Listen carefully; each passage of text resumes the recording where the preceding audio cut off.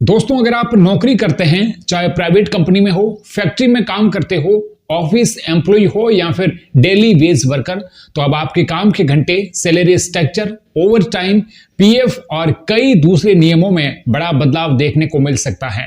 क्योंकि केंद्र सरकार ने अब 4 नए लेबर कोड्स को लागू करने की प्रक्रिया लगभग पूरी कर ली है और इसके बाद देश के 29 पुराने लेबर लॉज की जगह एक नया फ्रेमवर्क लागू होगा।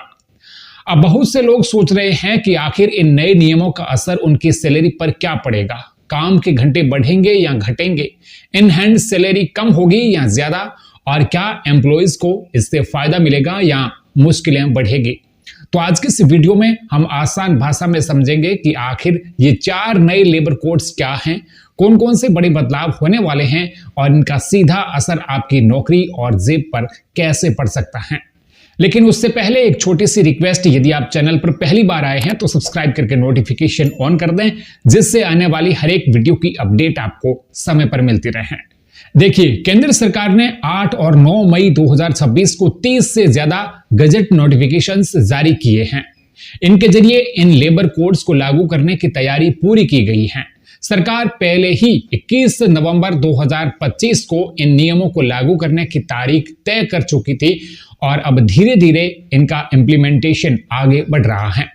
इन नए कोड्स के लागू होने के बाद में salary, working hours, social security, pension benefit, bonus, leaves और यूनियन राइट्स जैसे कई मामलों में नए नियम देखने को मिल सकते हैं। सबसे पहले बात करते हैं वर्किंग आवर्स की, क्योंकि यही सबसे ज्यादा चर्चा में है। नए नियमों के मुताबिक एक कर्मचारी से हफ्ते में अधिकतम 48 घंटे तक काम कराया जा सकेगा। यानी टेक्निकली देखा जाए तो 8 घंटे रोज और 6 दिन काम करने का सिस्टम जारी रहेगा। लेकिन यहां सबसे बड़ी इंटरेस्टिंग बात यह है कि कंपनियों को फ्लेक्सिबिलिटी भी दी जा सकती है। मतलब कुछ सेक्टर्स में एम्प्लॉई अगर ज्यादा घंटे एक दिन काम करता है तो दूसरे दिन कम घंटे का शेड्यूल बनाया जा सकता है। बस पूरे सप्ताह का टोटल 48 घंटे से ज्यादा काम नहीं होना चाहिए। अब बहुत से लोग ये भी पूछ रहे हैं कि क्या 12 घंटे की नौकरी लागू हो सकती है। तो देखिए, नियमों में यह संभावना जरूर है कि कुछ कंपनियां 4 डे वर्किंग मॉडल्स अपनाएं, यानी 4 दिन ज्यादा घंटे काम और बाकी दिन छुट्टी। लेकिन इसका मतलब ये नहीं है कि हर एम्प्लॉय को रोज 12 घंटे जबरदस्ती काम करना पड़ेगा। इसके साथ साथ रेस्ट टाइम और सेफ्टी से जुड़े नियम भी नए ऑक्यूपेशनल सेफ्टी कोड के तहत तय किए जाएंगे, ताकि लगातार ज्यादा काम कराने वाली स्थिति में कंपनियों पर निगरानी रखी जा सके। अब बात करते हैं सैलरी स्ट्रक्चर की, क्योंकि यहां भी बड़ा बदलाव देखने को मिल सकता है। नए लेबर कोड्स में सैलरी का कैलकुलेशन पहले से ज्यादा स्ट्रक्चर्ड तरीके से किया जा सकता है। बेसिक सैलरी को टोटल सैलरी का बड़ा हिस्सा बनाए जाने की चर्चा लंबे समय से चल रही है। अगर ऐसा होता है तो पीएफ कंट्रीब्यूशन बढ़ सकता है, ग्रेच्युटी अमाउंट भी फ्यूचर में ज्यादा बन सकती है, लेकिन कई कर्मचारियों की इन हैंड सैलरी थोड़ी कम दिखाई दे सकती है। यानी जो पैसा पहले अलाउंसेस में दिखता था, उसका कुछ हिस्सा बेसिक पे में शिफ्ट हो सकता है। हालांकि अलग अलग कंपनीज इसे अलग तरीके से लागू कर सकती हैं। अब सबसे बड़ा मुद्दा आता है मिनिमम वेज यानी न्यूनतम मजदूरी का। सरकार ने नए नियमों में फ्लोर वेज यानी एक न्यूनतम आधार वेतन तय करने की बात कही है। इसका मतलब यह है कि केंद्र सरकार पूरे देश के लिए एक मिनिमम बेंचमार्क तय कर सकती है और राज्य सरकारें उससे नीचे मिनिमम वेज नहीं रख पाएगी। हालांकि अलग अलग राज्यों और इंडस्ट्रीज के हिसाब से इसमें वेरिएशन हो सकता है, क्योंकि लिविंग कॉस्ट हर जगह अलग होती है।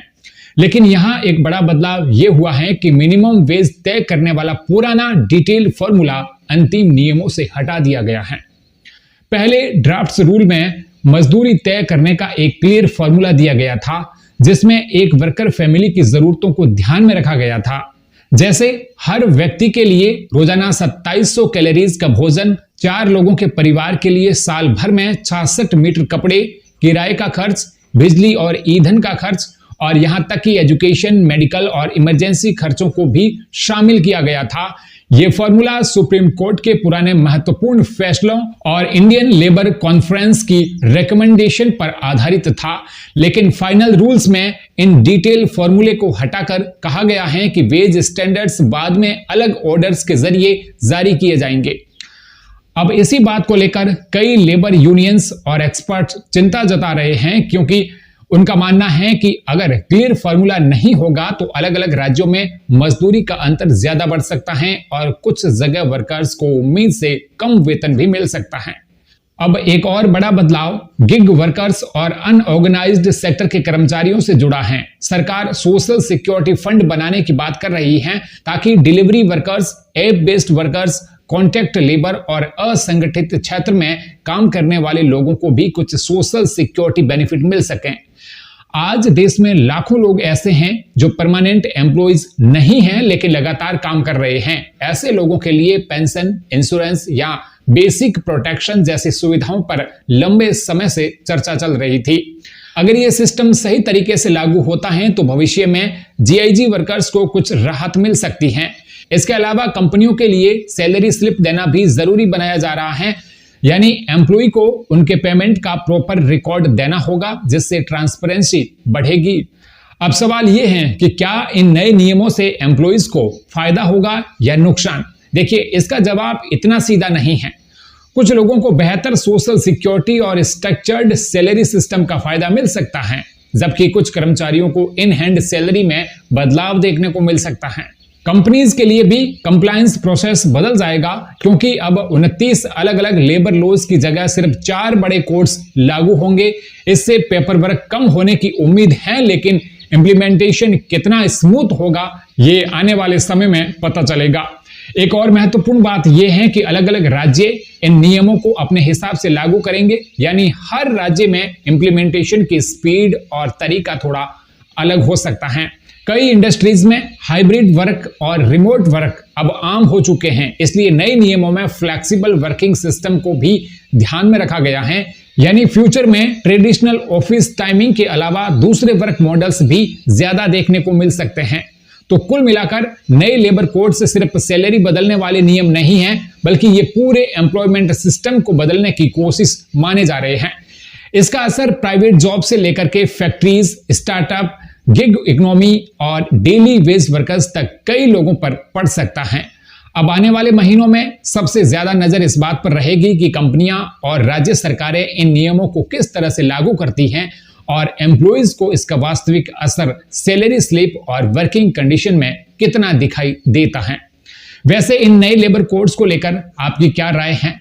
क्या आपको लगता है कि इसमें एम्प्लॉइज को फायदा होगा या फिर वर्कलोड और कंफ्यूजन बढ़ सकता है? अपनी राय नीचे कमेंट बॉक्स में जरूर बताइए और ऐसे ही आसान भाषा में जरूरी अपडेट्स पाने के लिए चैनल को सब्सक्राइब जरूर करें।